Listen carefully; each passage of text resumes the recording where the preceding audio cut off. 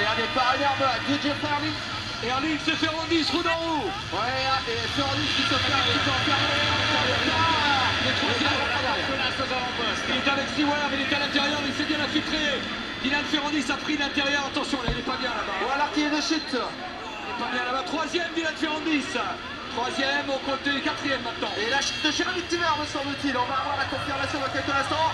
Alors qu'il était deuxième. Ouais, et effectivement, il repart quasiment avant-dernier, Jérémy Timmer. Le leader, Jeffrey Erling, Paul Jonas, la troisième place.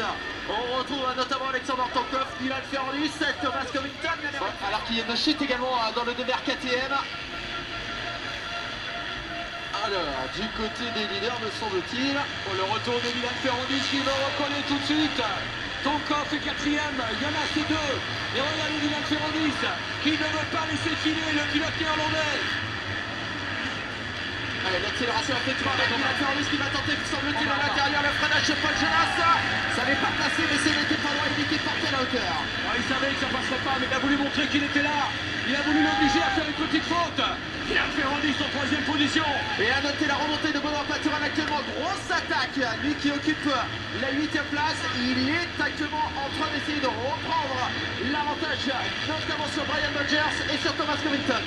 Le blanc, le rouge.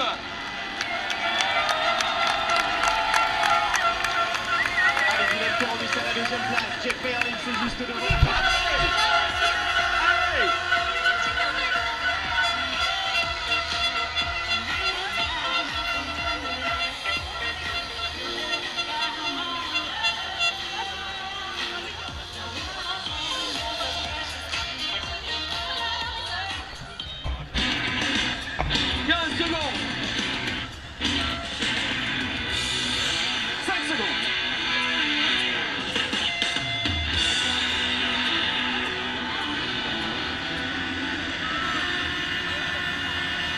Antonio Chiaroli en tête. Chiaroli la gueule, elle fait la distance, elle a gagné du centre de la grille. Antonio Chiaroli leader. Et vous savez quoi, avec un passage complètement extérieur, Valentin Tellier est dans les 10 premiers. Et évidemment, Chiaroli est parti du centre aussi. Hein. Comme Nagel également.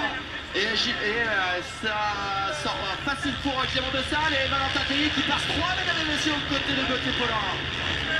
Gauthier Paulin, 3e, voire 4e dans quelques instants. Attaqué par Gauthier Paulin, il est passé Gauthier. Gauthier qui prend le meilleur sur Valentin Tellier.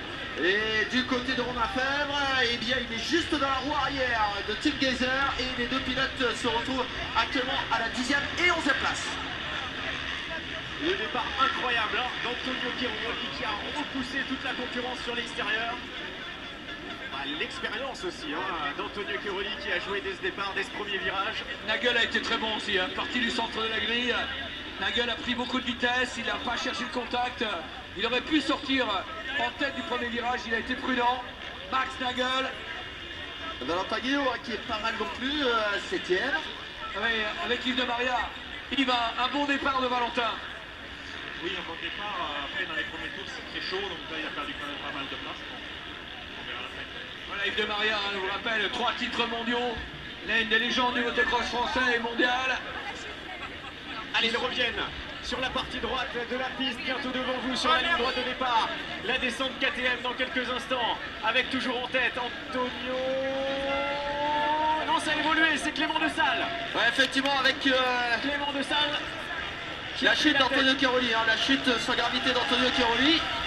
Et donc, effectivement, Clément de Salle qui a pris le meilleur sur Gauthier Paulin. La chute s'est passée dans la zone de délire et je peux vous dire que Antonio Chiaroli a aussitôt repris le guidon en premier dans cette cannelure pour reprendre la 10e place juste devant Romain Fèvre. Valentin Tellier est toujours 3e, Valentin Tellier qui résiste. On s'est les de course, Valentin Tellier 3e position. Et Valentin Guillot 4e, la 5e place d'Evgeny Bovichev, Max Nagel à suivre et Romain Fèvre qui attaque fort. Et semble-t-il l'absence de Tim Geyser. Oui, Geyser n'est pas là, effectivement.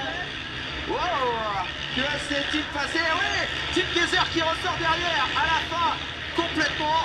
C'était une double chute dans le DPR. Avec... Alors qu'il y a une chute, c'est Gauthier Paulin qui a chuté malheureusement. Chute de Gauthier Paulin. Aïe aïe aïe. Et qui se met en sécurité par ses propres moyens. Malheureusement, c'est terminé dans cette manche qualificative pour Gauthier Paulin qui ne repartira pas. Coup de théâtre, coup de tonnerre, coup de théâtre, coup de Trafalgar. Oui, mais la pression de Bobrikchev était réelle. Les pilotes Honda, le pilote russe, avait mis une pression très importante sur Gauthier Paulin.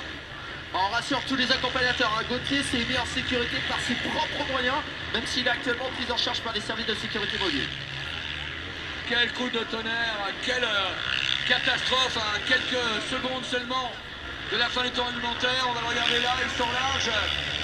Allez, c'est le dernier tour. Le leader passe sur la ligne droite de départ. Evgeny Bobrikchev, donc Deuxième, Romain Fèvre. Incroyable. Revenant, battant, rageur. Excellent, Romain Fèvre. Regardez, attention, avec la lutte de Valentin Guillot juste derrière qui n'a pas dit son dernier mot. Il reste encore quelques centaines de mètres.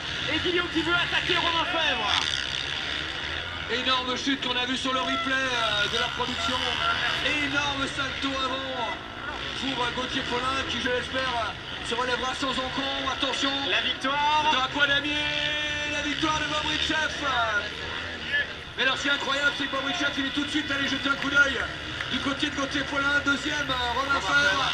Troisième, Guillaume. Quatrième de Salle. Cinquième, Nagel.